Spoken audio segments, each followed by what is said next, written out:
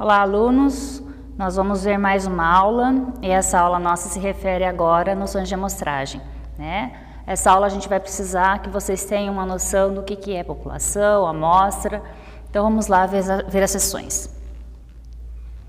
Vamos abordar tamanho da amostra, intervalo de confiança, erros de amostragem e população finita e infinita, tá? Precisamos saber, dentro desse contexto, diferenciações entre essas situações. O que é uma população finita e o que é uma população infinita, para podermos chegar até os cálculos devidos que envolvem essa aula. Para isso, é preciso saber primeiro os conceitos de população e amostra. Então vamos ver o que o pessoal acha ou sabe a respeito disso.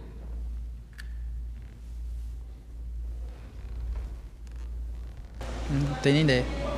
Bom, eu acredito que população, a gente refere-se à população de uma cidade, de um estado, né? E a amostra é quando você retira uma pequena quantidade dessa população. Então é como se fosse uma representatividade desse grupo populacional. Olha, realmente não tem muita definição, mas acho que é alguma taxa, alguma porcentagem que detalha a população. Bom, população é um conjunto de pessoas, um grande número de pessoas. A amostra é uma parte dessa população. População é o conjunto total, né, do lugar. E a amostra, vamos supor, eu pego uma amostra de um pessoal de 5 anos e uma amostra do pessoal de 12, para analisar dentro do total da população, que é o total. Isso mesmo, exatamente, o que a maioria colocou. População é o público-alvo para quem você vai destinar a sua pesquisa, né? E a amostra é uma parte dessa população, ou seja, quando essa pesquisa não é coerente, não se tem tempo hábil para se aplicar para todo mundo, a gente consegue fazer com uma pequena parte dessa população. E essa pequena parte a gente dá o nome de amostra. Só que esse número de amostra, ele não é um número calculado ouvindo de uma forma aleatória. Eu quero calcular apenas com 5 pessoas, ou 10 pessoas, ou 15 pessoas. Existe um cálculo para ser feito, existe uma fórmula a ser inserida dentro desse processo e a gente vai abordar uma das maneiras. Digamos que tenham várias, né? E nós vamos abordar uma delas, ok? Dentro dessa escolha de população e amostra, para definirmos o tamanho da amostra, nós temos que verificar o seguinte: existe um erro, que é o erro amostral, que nós vamos definir. Normalmente nós definimos esse erro entre 0, né, até 10%. Mais que isso, a gente começa a comprometer o nível de confiança da pesquisa, porque se você observar o gráfico que está aqui, nós temos que o tamanho da amostra é inversamente proporcional ao ao erro amostral. Então, quanto maior o meu erro amostral, menor a minha amostra, menor o meu nível de confiança. Quanto maior o meu erro amostral, maior o meu nível de confiança. Nós temos coisas invertidas nesse processo.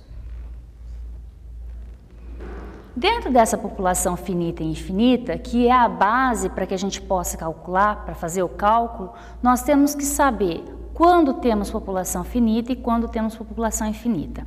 É muito simples.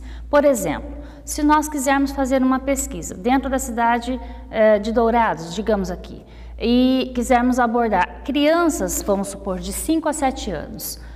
Dentro desse patamar de crianças de 5 a 7 anos, é uma população muito ampla e, na verdade, nós não conseguimos definir o quantitativo exato. Então, nós entramos nesse mérito de população infinita.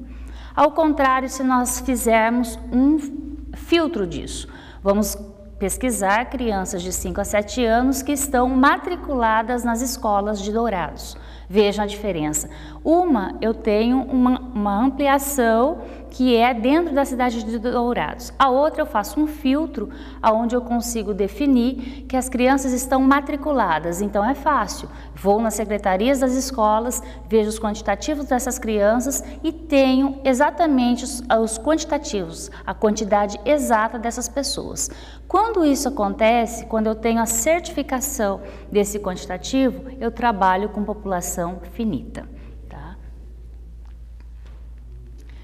Aqui um exemplo quando a gente tem um problema de população infinita. Então vamos lá, numa pesquisa eleitoral, né, qual é o tamanho da amostra se eu tenho um erro não superior a 2%?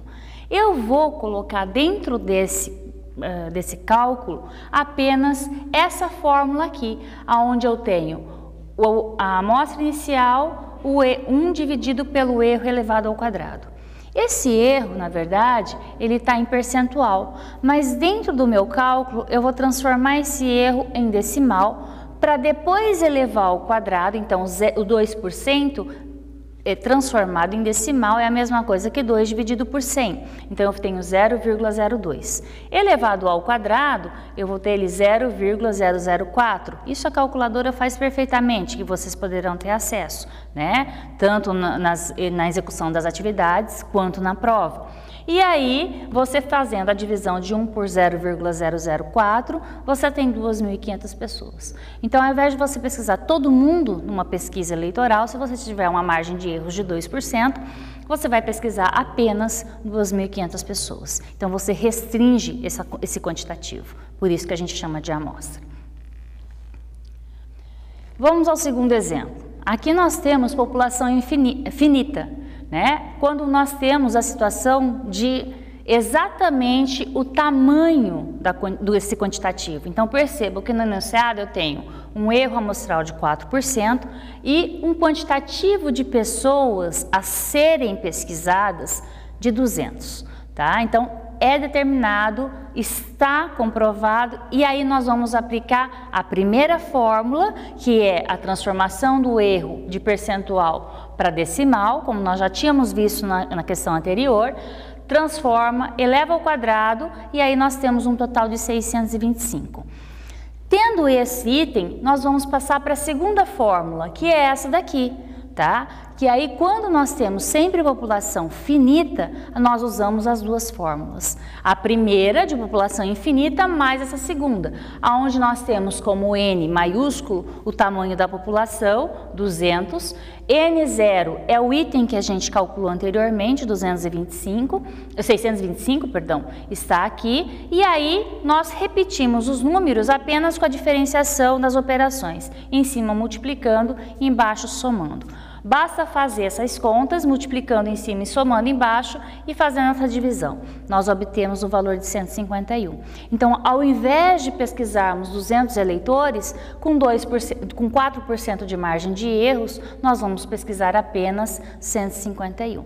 Então, essa é a vantagem de se ter o cálculo de amostra, né? Então, a gente sempre vai fazer, claro, esses quantitativos, esses cálculos de amostras, sempre que for necessário, porque o tempo não condiz para pesquisar todo mundo, se tem uma população muito grande, entre outros fatores que comprometem, né, o cronograma da minha pesquisa, ok? Essa é a nossa aula, espero que vocês tenham entendido o assunto, é muito tranquilo, na nossa apostila existem vários exercícios, vários exemplos, e vocês podem estar tirando mais dúvidas dentro da nossa plataforma, tá? Não esqueçam das fórmulas, é necessário que vocês as tenham quando da aplicação das provas, levem impresso, vocês têm o permitido uso da calculadora também, e boa prova, bom estudo a todos.